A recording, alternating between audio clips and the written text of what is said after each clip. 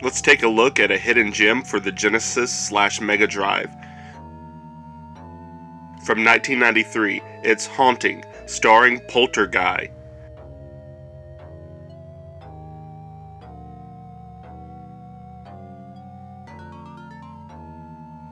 You take on the role as Polterguy, a Beetlejuice-esque ghost with a radical 90s attitude as he tries to scare away a family of terrible people.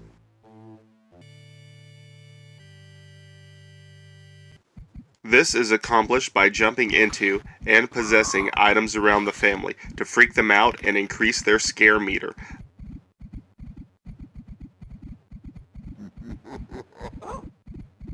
Until they flee from the house. The scares you can perform are varied.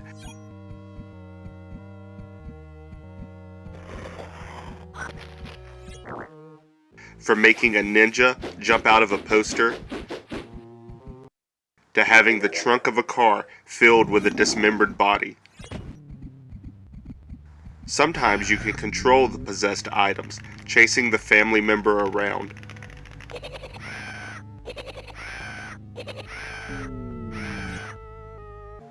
A green meter at the bottom of the screen is Polterguy's ectoplasm, and it steadily decreases, but you can refill it by scaring someone out of a room.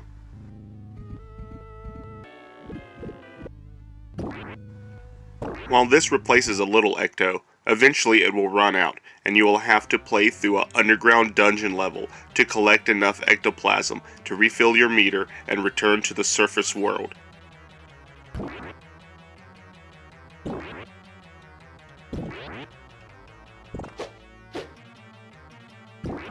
And this is where the game loses a lot of steam. The dungeon levels are kind of weird to control, with increasing difficulty each time you have to play through a dungeon level.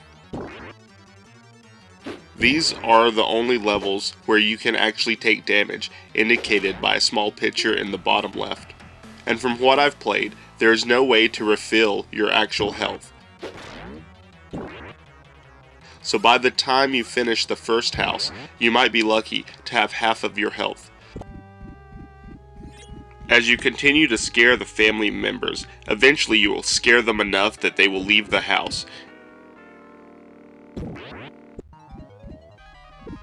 And once you have scared them all out, then they move into a new house, with a polterguy following.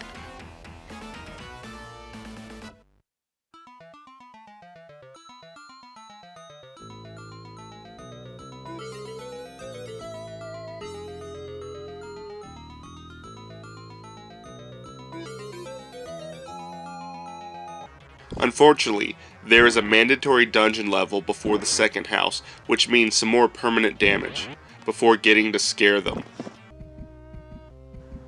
This time, the family has a dog that you can scare with a special selected move, but I was never able to get past the second level, always dying in the underworld quickly after getting to it. This game is fun when you're scaring, but the dungeon really slows it down.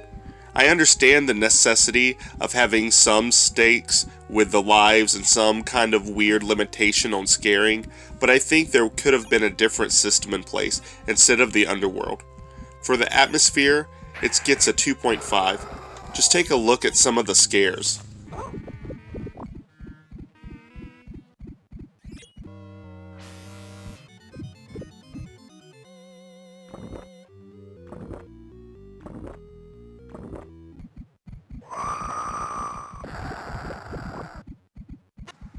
Definitely spooky, but some, like this,